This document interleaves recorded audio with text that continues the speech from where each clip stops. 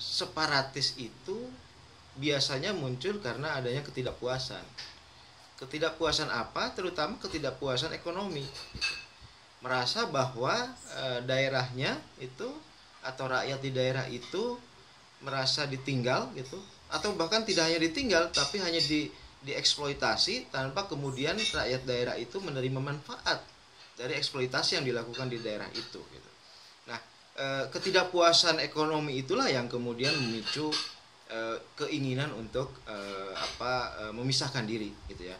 Di samping di beberapa daerah pemisahan diri itu dipicu juga oleh rasa bahwa kami ini berbeda dengan Anda gitu ya. Seperti di Timor Leste misalnya, itu merasa bahwa penjajah mereka pun berbeda gitu.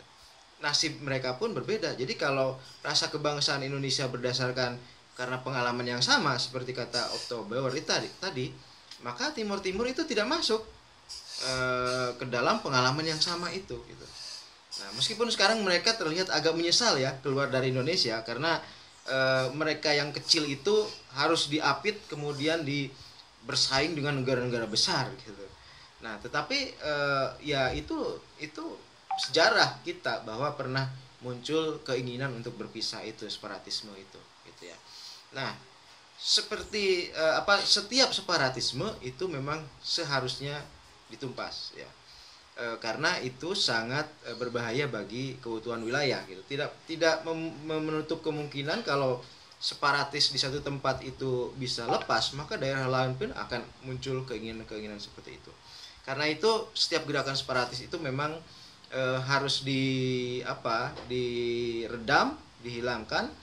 Tentu tidak perlu secara militer misalnya, tidak gitu ya. Bukan berarti bahwa separatisme harus selalu dilawan dengan militer, dengan kekerasan, tidak gitu. Apalagi di era sekarang ya. Di era di mana perang sudah masuk ke perang nirmiliter rata-rata gitu. Kita di negara demokrasi itu sudah meninggalkan perang militer.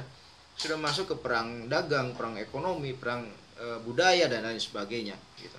Jadi penyelesaian separatisme juga harus diupayakan sesuai dengan tuntutannya gitu. Kalau tuntutan karena keadilan ekonomi ya berikan keadilan kepada mereka gitu ya. Berikan keadilan kepada mereka kehidupan ekonominya misalnya diperbaiki. Kalau daerah itu ada eksploitasi alam misalnya, maka sebagian besar dari hasil eksploitasi itu harus kembali ke daerah itu. Jadi rakyat harus benar-benar merasakan itu apa yang terjadi di daerahnya gitu. Nah, kalau kerajaan-kerajaan baru itu kalau saya melihatnya itu cenderung main-main ya. Cenderung main-main gitu, yang di Bandung, di Garut itu, di Jawa Tengah atau di mana itu kan saya nggak tahu itu mungkin permainan politik tinggal tinggi lah, pengalihan isu kah atau apa gitu, atau mungkin memang ada orang yang megaloman gitu ya, merasa diri sangat besar sehingga bisa menjadi raja gitu. Tetapi sampai saat ini saya tidak melihat ada kerajaan yang serius gitu ya. Justru kerajaan-kerajaan yang serius kan sudah benar-benar menyatu dengan Republik Indonesia gitu ya. Ada Mataram, ada kerajaan lain-lain di setiap daerah juga ada gitu. Dan yang muncul itu bukan kerajaan-kerajaan lama seperti Anda katakan tadi, itu kerajaan baru, dan itu mungkin kerajaan-kerajanan gitu ya. Kekerajaanan gitu ya, bukan kerajaan beneran gitu. Jadi kalau itu menurut saya tidak perlu ditakuti lah, kalau itu tidak perlu dikhawatirkan karena itu cukup dihadapi oleh kepolisian saja itu. Nah itu, jadi yang mengkhawatirkan itu separatisme gitu. Nah, dan mayoritas separatisme itu memang diakibatkan oleh kecemburuan sosial gitu, oleh ketertinggalan ekonomi. Karena itu wajar kalau pemerintahan sekarang misalnya membuat langkah-langkah yang revolusioner di daerah-daerah yang sebelumnya tertinggal gitu ya, di daerah perbatasan, kemudian di Indonesia Timur gitu. Itu harus kita pahami gitu, bahwa upaya seperti itu adalah upaya untuk menghilangkan rasa ketidakpuasan tadi seperti dikatakan oleh Dio ya, agar kemudian rasa ketidakpuasan itu hilang dan kemudian separatisme juga akan hilang dengan sendirinya begitu ya. Oke, silakan, masih ada terkait dengan nasionalisme, persatuan Indonesia ya. Mau tanya sedikit Pak. Ya silakan ini. Apakah daerah-daerah yang sudah terpisah dari Republik Indonesia ini, mereka masih bisa untuk menyatukan diri kembali, Pak? Itu aja pertanyaannya, terima kasih. Ya, saya kira tidak ada yang tetap di dunia ini ya. Tidak ada yang tetap di dunia ini kecuali perubahan itu sendiri. Gitu. Nah, tidak ada yang tahu kalau misalnya Timor Leste pada akhirnya melakukan referendum katakanlah di sana dan kemudian hasilnya adalah ingin menyatu dengan Republik Indonesia kembali misalnya. Nah, kalau itu terjadi tentu harus ada pembicaraan juga di internal negara kita, bangsa kita gitu.